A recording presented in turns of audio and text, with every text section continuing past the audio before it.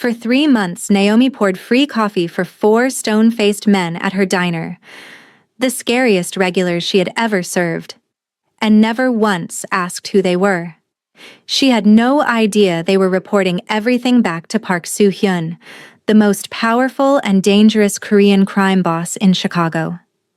When a violent loan shark put a death threat in her hand and gave her 2 weeks to produce $15,000 she didn't have, those same 4 silent men she had been quietly taking care of sat her down and changed her life.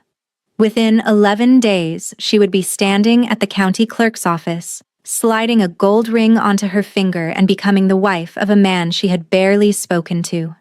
Because the most feared criminal in the Midwest decided that marrying her was the only way to protect her completely. But what nobody saw coming was what she would do to him in return. If you love stories like this one, stories about real love found in impossible places, subscribe to this channel right now and hit the bell. We release new Afro-Korean romance stories every week, and you do not want to miss a single one. Now, let's get into the story. Naomi Carter was 31 years old, and she had already made her peace with a quiet life. She worked the morning shift at Lena's Diner on Caldwell Street on the east side of Chicago. It was a small place. 8 booths, a counter with 6 stools, a coffee machine that coughed every morning before it came alive. The kind of diner where people left their coats on their chairs and called her by her first name. Naomi made it feel like home. That was her gift, and she gave it freely. She remembered things. She remembered that old Mr. Benson needed his eggs soft with no salt because of his blood pressure. She remembered which mother came in on Fridays with a toddler who needed extra napkins and a little grace. She brought birthday cake from her own pocket sometimes. A single slice with a small candle, and set it on the table with a smile that made people feel like someone had been paying attention to them all year. She had a 1-bedroom apartment above a bookstore, a cat named Biscuit, a plant named Clarence, and a younger brother named Marcus, who was 24 and had been making dangerous choices since he turned 19. She loved Marcus the way you love someone who keeps walking toward the edge of a cliff, with your heart in your throat, every single day, but underneath all of it, underneath the warmth and the free birthday cake and the way she made everyone feel seen, Naomi carried something she had never said out loud. Her father had walked out when she was 9 years old. Her mother had worked herself to exhaustion raising them and had passed when Naomi was 26. Every person she had ever fully loved had either left or been taken. So Naomi had made a quiet decision, the kind of decision you make without realizing it. She would give kindness to the world in small, safe doses. She would not let herself be chosen, because being chosen, she had learned, was just the beginning of the story about being left.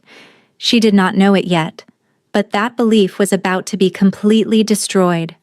The 4 men first came into the diner on a Tuesday in early March. They took the back booth, the big one near the emergency exit. Dark coats. No conversation. One of them had a scar running from his jaw to his ear. Another cracked his knuckles slowly, one by one.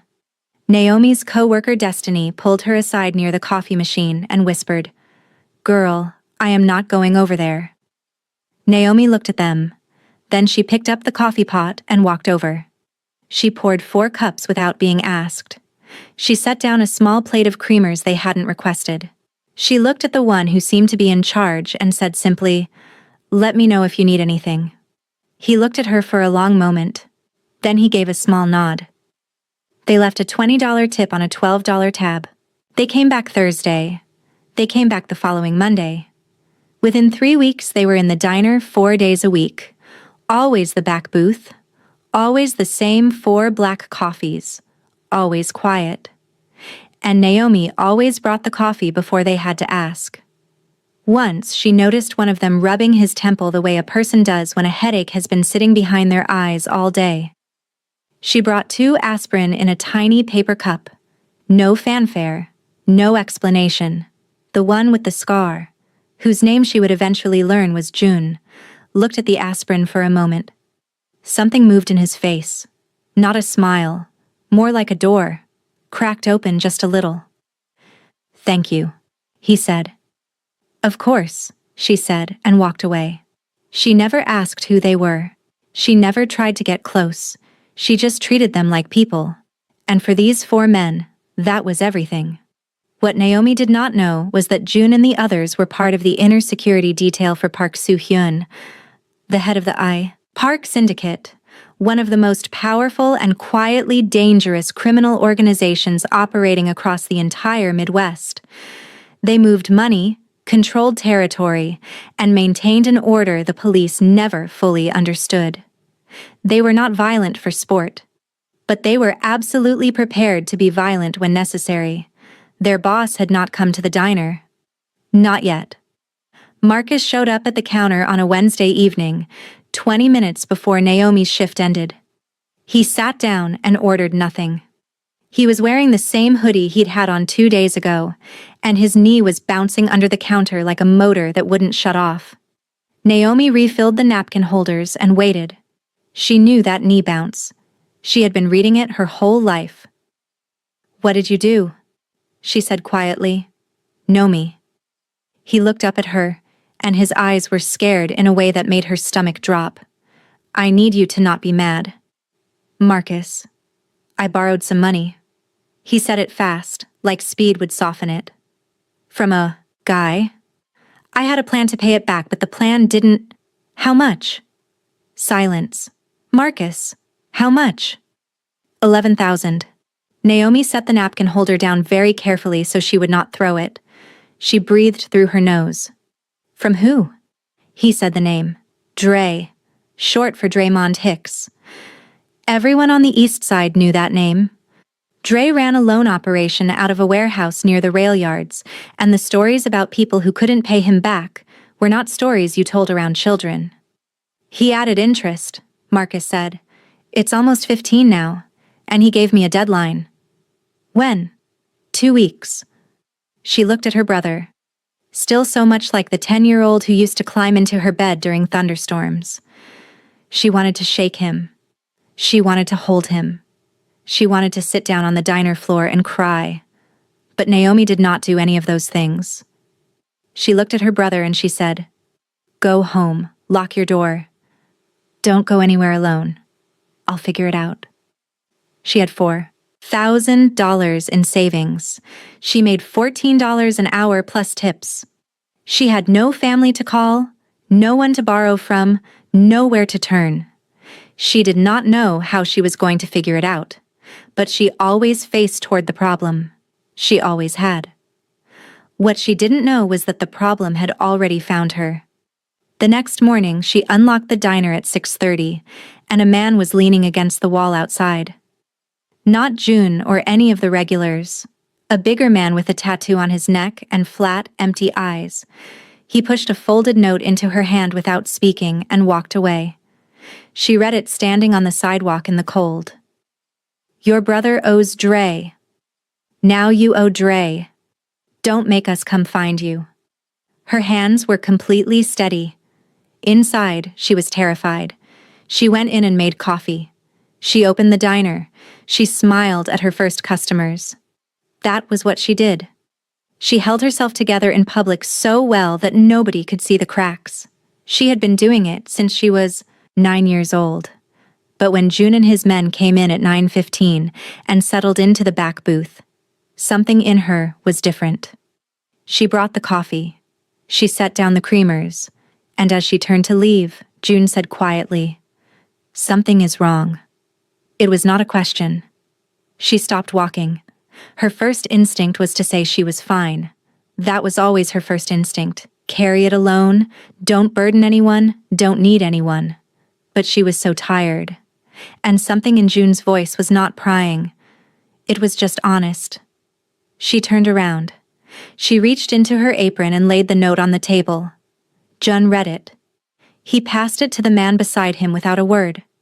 Neither of them changed expression. But the air in the booth changed. It shifted the way air shifts right before a storm rolls in. "Sit down," Jun said. 2 hours later, June handed her a clean white card. Come to the Jisoo building on Wentworth Avenue at 7 this evening. Park Soo-hyun will see you. Who is Park Soo-hyun? She asked. Jun looked at her with those steady, dark eyes. The man who can make your problems stop. At a cost, she said. She was not naive. Yes, June said. He didn't try to dress it up. Naomi looked at the card. She thought about Marcus's scared face. She thought about $15,000 she didn't have, and 2 weeks that were already counting down. She thought about a life spent carrying every heavy thing alone. She tucked the card in her apron pocket. 7 o'clock, she said. She had no idea what she was walking into. She only knew she had run out of other choices. She changed out of her uniform after her shift and put on a burgundy blouse and black slacks. She told herself she dressed up because it seemed like a professional meeting. She was not going to admit, even to herself, that her hands were not as steady as they looked. The Jisoo building was not what she had expected. She had pictured something dark and threatening. Men in doorways. Visible guns. Instead, the lobby looked like a law office. Clean lines, dark wood, low light. A woman at the desk nodded at her and said, Ms. Carter, 11th floor. The elevator was quiet. The 11th floor was one large office. City lights filled the windows behind a wide desk.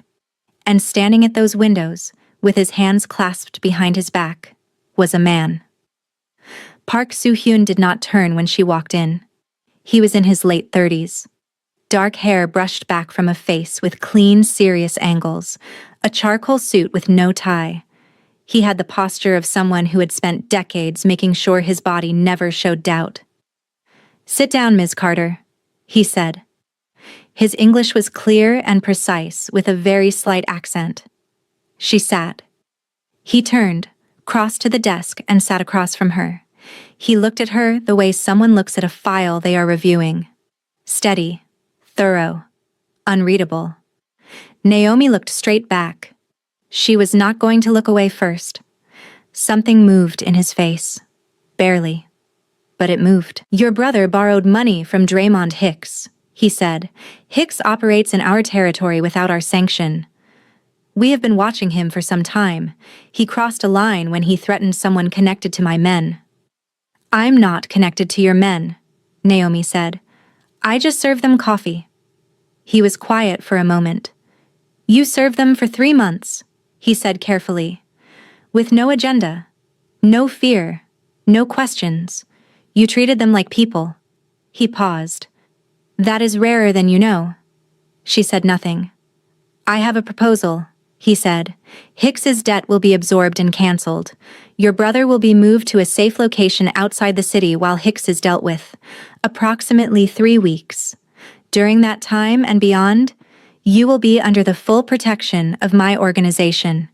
He let a beat pass. In return, I need a marriage. On paper. Legally binding, but in name only. It gives my organization a clean reason to extend protection to you without raising questions from competing parties. It also resolves a matter involving my father, who has been pressing me to formalize a personal commitment. His jaw tightened on that last part. The arrangement can be dissolved in 12 months. Naomi sat very still. You're asking me to marry you, she said. I'm offering you a solution, he said. Those aren't the same thing. He looked at her. Something in his controlled eyes shifted. Just for a fraction of a second. Like a man who is not used to being corrected. No, he said slowly. They are not the same thing. Naomi looked out at the city below. She thought about her small apartment. Her brother. Her savings that weren't enough. Her habit of carrying everything completely alone. She thought about 31 years of deciding not to need anyone. Then she looked back at him. I have conditions, she said. He waited. My brother gets regular contact with me. Not just safety. I want to hear his voice. She counted on her fingers. My job at the diner stays. I keep my life. I'm not becoming someone's kept wife in a building somewhere. Another finger. If anyone in your organization disrespects me, I leave. Protection or no protection." She lowered her hand. "And you will not lie to me. Not about the danger, not about what is happening, not about anything that affects me. I would rather have a hard truth than a comfortable silence." He studied her for a long moment. Then he picked up a pen and wrote something on a notepad. He turned it to face her. He had written all 4 conditions in a numbered list. Neat, exact. "Agreed," he said. She had walked in expecting to be afraid. She had not expected to feel, underneath all of it, something that felt almost like being seen. Her first mistake was not making those conditions. Her first mistake was not understanding how dangerous it was to be truly seen by a man like Park Soo-hyun. They were married 11 days later at the county clerk's office. Jun was the witness. The whole thing took 14 minutes. Naomi wore the same burgundy blouse. She told herself it was practical. He wore a dark suit. He did not smile during the ceremony. But when the clerk reached the part about the ring, he slid a thin gold band onto her finger with a steadiness and care that felt unexpectedly sincere. She looked down at her hand afterward. The ring caught the light. She moved into the Jisoo building that same evening, a separate suite on the 9th floor. Its own kitchen, its own living space, a window that looked south over the whole city. It was more beautiful than anywhere she had ever lived. She stood in the middle of it for a long time. Then she thought about her plant sitting alone on her old windowsill. She called Jun the next morning and asked if someone could collect her cat and her plant.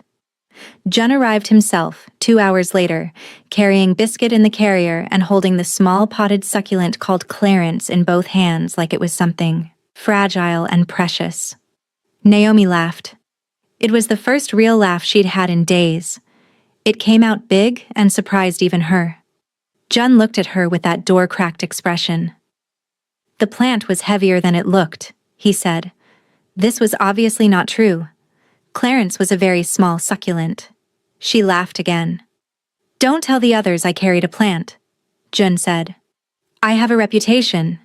She took Clarence and said thank you, and for just a moment the two of them stood there like two people who had both decided a long time ago that the world was not to be trusted, and who were both, very quietly, starting to wonder if they had been wrong. The arrangement was supposed to be simple. She would live in the building, keep her shifts at the diner, and wait for the danger to pass. Park Soo-hyun would handle Dre. They would be polite but distant. 12 months would pass. Then it would be over. That was the plan. But nothing about what followed was simple. A car came every morning to take her to the diner. A clean, dark sedan driven by a quiet man named Henry who liked talk radio and never made her feel watched. She kept her shifts. She smiled at her regulars. She brought old Mr. Benson his soft eggs with no salt. From the outside, nothing had changed. But Jun and the others were around more now. She learned all their names. Jun, the leader, with his scarred jaw and his code of loyalty. Seo, the quiet one who turned out to cook better than anyone she had ever met. Daeho, who fixed things without being asked. A loose cabinet hinge, a dripping faucet. Because he noticed when something was broken. And Rio, 27 years old, who stood guard in the corridor and read romance novels on his phone when he thought no one was watching. Naomi said nothing when she spotted the flower-covered cover on his screen. She simply left a second book outside the suite door the next day, with a note. "Thought you might like this one next?" The book disappeared within the hour. No acknowledgement. But the following morning, a small box of pastries from the Korean bakery on Maple Street appeared outside her door with no note at all. She smiled at that door for a full minute. She was building something she had not planned to build. A thread connecting her to each of these men, one small act of kindness at a time. She didn't realize yet that they were doing exactly the same thing with her. And somewhere 2 floors above, Park Soo-hyun was aware of all of it. He said nothing. He kept his distance. but a man who ran an organization the way he did noticed everything. They moved around each other like two planets in separate orbits, close enough to feel the pull, careful enough to not cross the distance, until the night of the dinner. His father flew in from Seoul on a Thursday. Park Jin-soo was 70 years old, silver-haired, and carried the kind of authority that no longer needed to raise its voice. Soo-hyun came to her suite that afternoon and knocked. She opened the door. He was formal, suited, but there was something different in the set of his shoulders. A tension she had not seen before. "My father will be at dinner tonight," he said. "He will ask you questions. He will test the edges of this arrangement." He paused. "You do not need to perform. Just be yourself." She raised an eyebrow. "Is that advice?" "It is an observation," he said quietly. "Being yourself is disarming. I have noticed that you do it without trying." She didn't know if he meant it as a compliment or a tactical note, but something about the way he said it, carefully, like he had been sitting with the thought for days, made something shift quietly in her chest. She told that feeling to mind its business. At dinner, Park Jin-soo sat at the head of the table and watched her with eyes that had spent 7 decades noticing things. "Tell me about yourself, Naomi Carter Park," he said in clear English. She nearly corrected the name. Then she stopped herself. "I grew up on the East Side," she said. "I work at a diner. I'm good at my job. I love my brother. I have a cat named Biscuit and a plant named Clarence." The old man tilted his head. "Why Clarence?" "He looked like a Clarence when I bought him," she said simply. "He had that energy." Park Jin-soo laughed. A real full sound, not what she expected from him at all. Across the table she caught Soo-hyun watching her. His expression was still unreadable, but he was watching her with his full attention, the way a compass needle points north without deciding to. She looked away first. She wasn't sure why. After dinner, his father pulled her aside in the corridor. "You are not afraid of my son?" he said. "No," she said. "Most people are." "Fear isn't very useful in a diner," she said. "If you're scared of a customer, you can't hear what they actually need." He was quiet for a moment. Then he said, "He was not always this cold. There was a woman, years ago. He trusted her. She passed information to a rival group. 3 of his men were killed." He said it simply, not asking for pity, just stating a fact that had shaped everything that came after. He closed after that. A door swung shut, and it has not opened since. Naomi stood in the corridor for a long moment after he walked away. She thought about a man who had learned that trusting someone could cost other people their lives. She thought about what kind of weight a person carries after something like that. And then, with a recognition that surprised her, she thought about how it felt to decide that needing people was simply too dangerous to risk. She and Park Soo-hyun had made the same decision, just from different disasters. She didn't know what to do with that yet, but she could not unknow it. The call from Marcus came on a Friday morning, and it was not good. He had slipped out of the safe house. He was 24, bored, restless, and terrible at staying put. Dre's men had spotted him. He had managed to get away and was hiding in the bathroom of a convenience store 3 miles from where he was supposed to be, scared and breathing hard. Naomi called Jun before she finished the sentence. Seo and Daeho were with Marcus inside 11 minutes, but Dre already knew where Marcus had been. He knew the Park Syndicate was involved. And Dre, reckless the way men are reckless when they have never faced real consequences, decided to escalate. 2 of his men came into the diner at noon. Naomi was pouring coffee for a table of construction workers when she looked up and saw them push through the door. She recognized one of them, the man who had handed her the note. Rio was already at the counter. He had been there every day since the arrangement began, sitting with a coffee, blending into the background. When the 2 men walked in, he went completely still, like a held breath, like something that had made a decision. The bigger man walked up to the counter and leaned toward her. "You tell your husband," he said, low enough that the other customers couldn't hear, "that Dre doesn't move for anybody, not even Park Soo-hyun." Her heart was knocking hard against her ribs. She could feel it. But Naomi had been a waitress for years, and she had learned one true thing in all that time. The way you hold your body in a hard moment tells the room everything about who you are. She held her body like it had no fear in it. "I'll pass that along," she said, clearly and calmly. "Would you like coffee while you're here?" The man blinked. He looked at her like she was a problem he had not studied for. "No," he said after a moment. "Then I'll need you to leave. You're taking up table space." They left. Every construction worker at the window booth watched them go. Rio called it in immediately.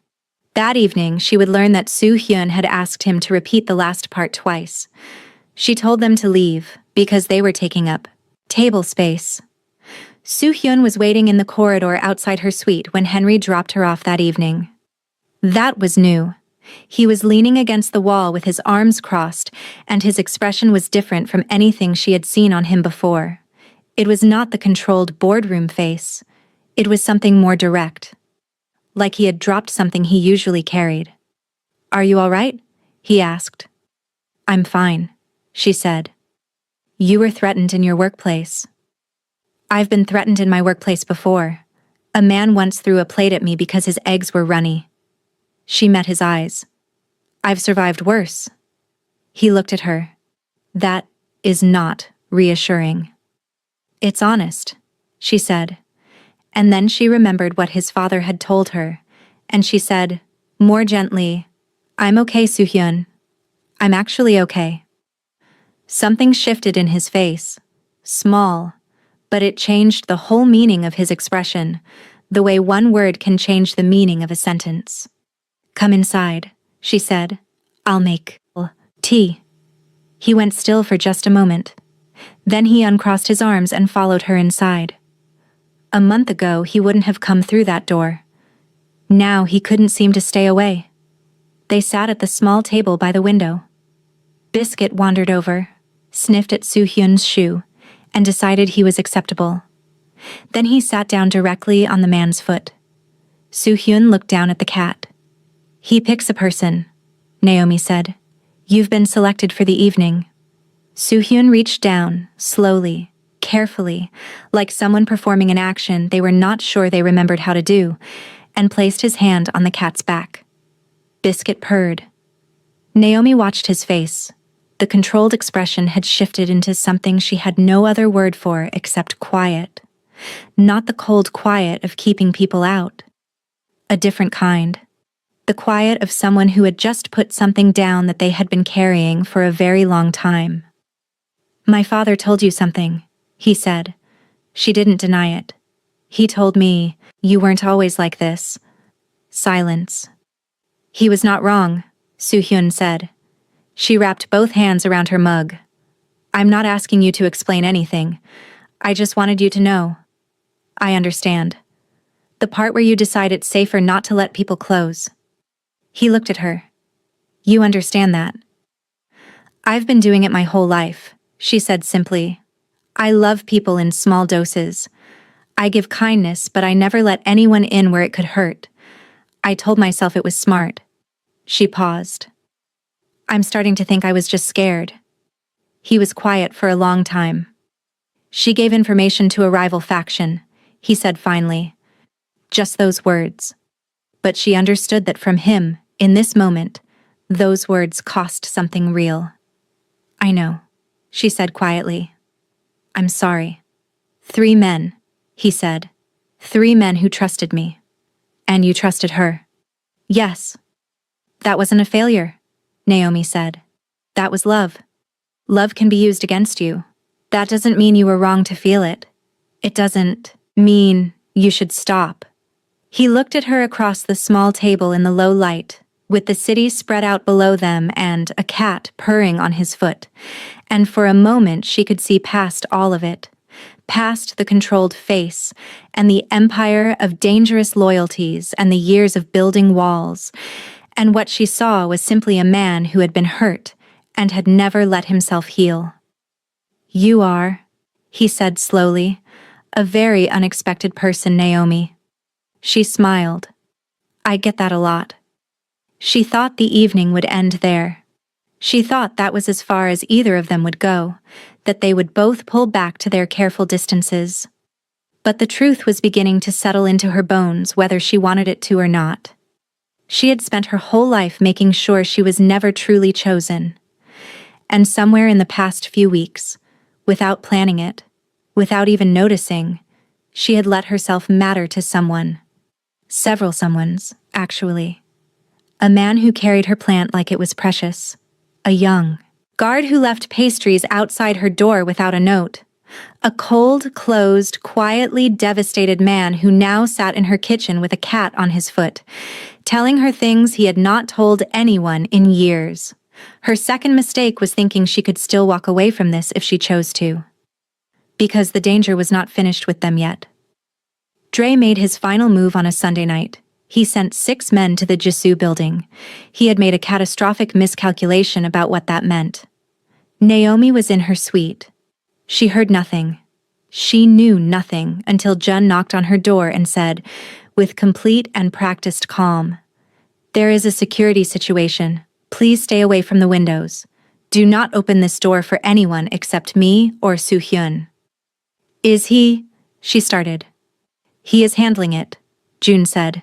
"He is fine. You are safe." She sat on the couch and held Biscuit against her chest and counted her own breaths. She thought about what handling it meant in this world. She thought about all the things she had not asked and all the things she had decided not to know.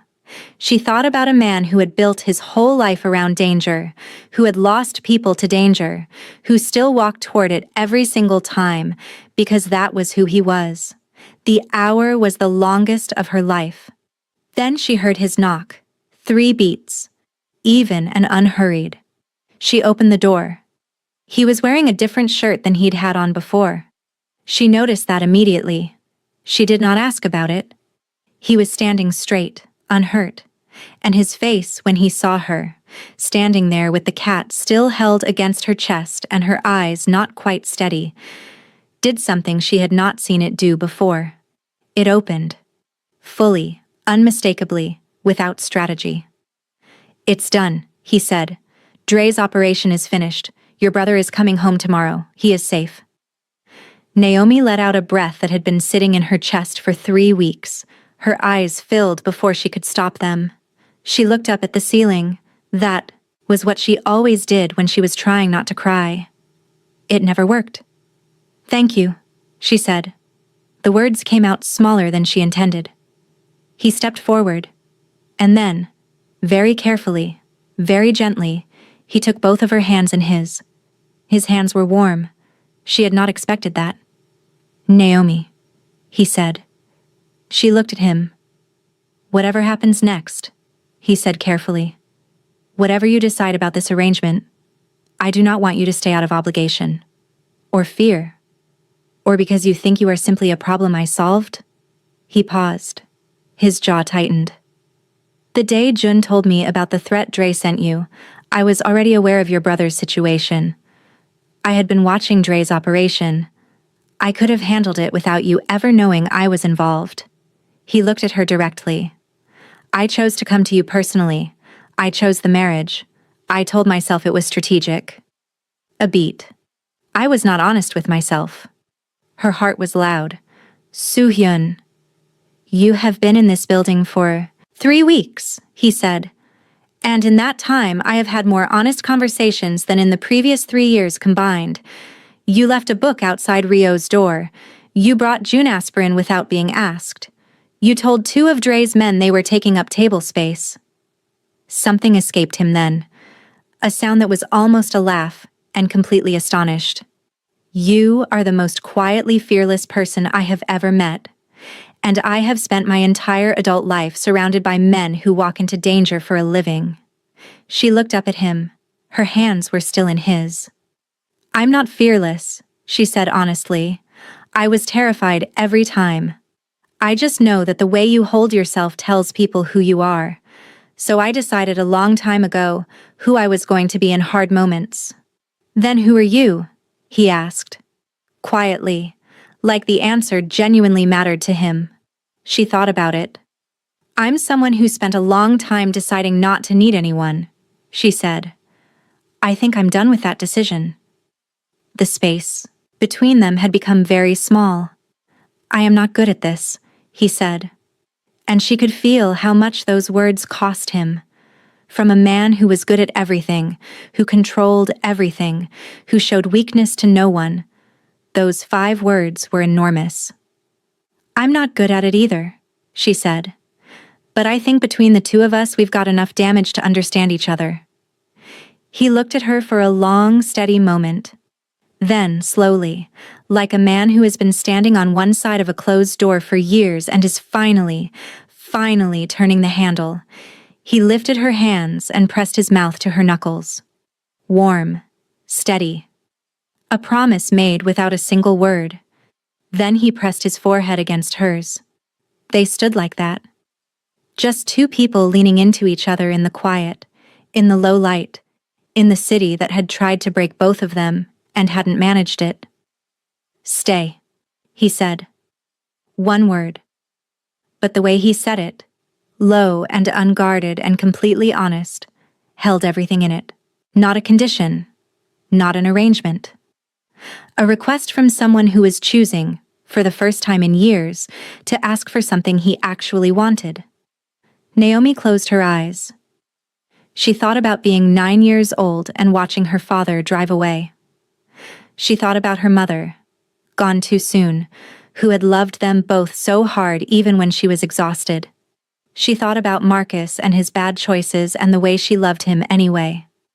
She thought about 31 years of giving love in small, safe doses so it could not destroy her if it was taken back. She thought about all of that. And then she thought about this. A man who had come to her door not because the danger was over, but because he needed her to know that she was real to him, that she was more than a solution. Okay, she said, soft, certain. He pulled back just enough to look at her face. And then Park Soo-hyun, this serious, careful, quietly broken man who had spent years making sure no one could touch the center of him, kissed her. It was not a performance. It was not a strategy. It was honest and warm and real, the way it feels when a door finally opens that you have been standing on both sides of for far too long. Naomi Carter, who had spent 3 decades making sure no one could choose her deeply enough to hurt her, kissed him back. And for the first time in her life, being chosen did not feel like the beginning of being left. It felt like an arrival. Marcus came home on Monday morning. He showed up at the diner during her shift, sheepish and tired, wearing new shoes that June had apparently made him buy because the ones he'd been wearing were, in June's exact words, embarrassing. Naomi hugged him for a long time. He let her. Destiny watched from behind the coffee machine and said, "Okay, but who is the man with the cheekbones on the pavement outside?" Because Jun was standing out front and Jun did, in fact, have exceptional cheekbones. Naomi told Destiny it was a very long story. The end of her shift, when Henry pulled up in the sedan, there was a small box of pastries from the Korean bakery on Maple Street sitting on the back seat. A note in careful, precise handwriting. The red bean ones are the best. Naomi held that note for a moment. Then she smiled at it like she was smiling at a person. In the weeks that followed, things changed slowly and then all at once, which is how the best changes always happen. Jun, Seo, Daeho, and Rio became, in a way nobody announced, something like family. Not because anyone declared it. In the way it always happens. People who go through hard things together, who keep showing up for each other in small ways, who start leaving food outside doors and fixing broken hinges and exchanging books through silent agreements. Seo cooked. Daeho repaired things. Rio finished the second book and left a third in its place. Jun stood at the door every morning like a man who had decided something and was not going to be moved from it.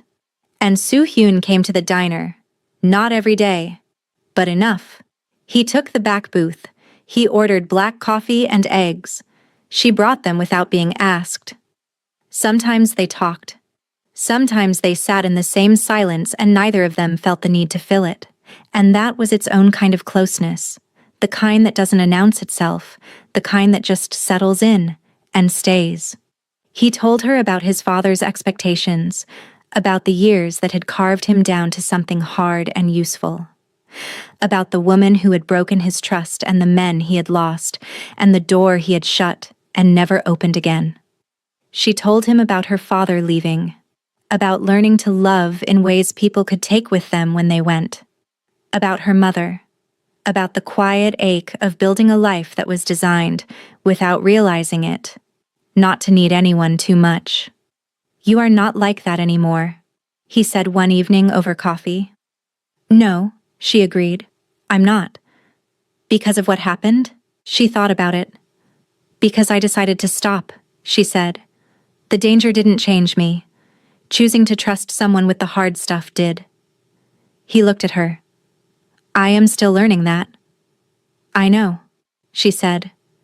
"You're doing okay." For him, those 3 words were everything. 6 months after they signed a 14-minute marriage at the county clerk's office, Naomi stood at the window of the 9th-floor suite and looked out at the city and thought about the woman who had stood on a cold sidewalk reading a threatening note and decided, as she always had, to carry it completely alone. She had believed, down at the very foundation of herself, that being chosen by someone was only the beginning of the story about being left. She had been completely wrong. Being chosen, when it was real, when it was honest, when it was not a performance or a strategy or a convenience, being truly chosen was its own kind of miracle. Not because it removed the fear, but because it proved the fear had been wrong all along. Biscuit meowed from the couch. Clarence, sitting on the windowsill, had grown 2 new leaves. Naomi felt he had earned them. And downstairs she could hear June and Seo arguing about something in Korean, and then Rio saying something that made both of them stop. And then laughter. Real laughter, from men who did not laugh easily, rising up through the floors of the building. She smiled. There was a knock at the door. 3 beats. Even and unhurried. She already knew. She opened it. Soo-hyun was standing there without his jacket, which was still remarkable to see. He was holding takeout from the Korean place on Cermak and wearing an expression she had never seen on him before all of this. The look of a man who has stopped trying to look like he doesn't feel things.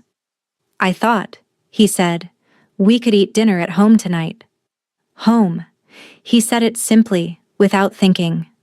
And then she saw the moment he heard his own word. A brief stillness in his eyes, waiting to see if she would correct him. She opened the door wider. "Come in," she said. He came in. He set the takeout on the table by the window. Biscuit settled in the empty chair between them like a small, unhurried mediator. "The red bean ones?" she said, looking at the bag. "And the galbi," he said.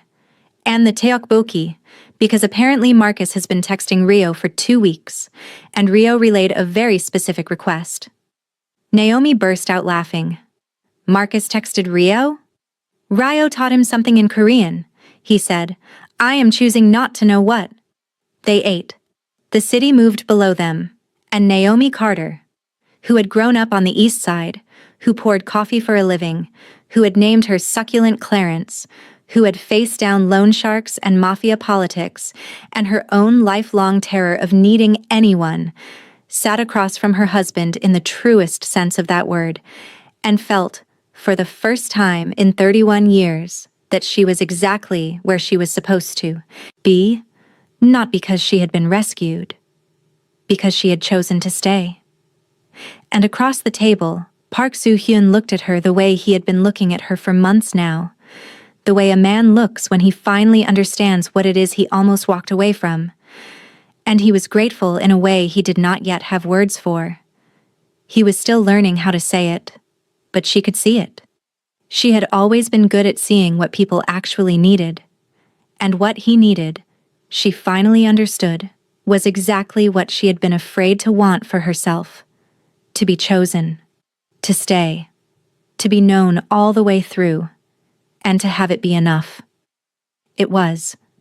If this story moved you, if you felt every part of Naomi's journey, we want to hear from you in the comments right now.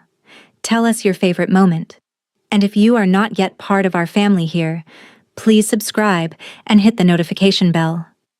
We have many more Afro-Korean romance stories coming, stories made for you, to watch at night, to feel something real. Thank you for staying until the very end. We will see you in the next one.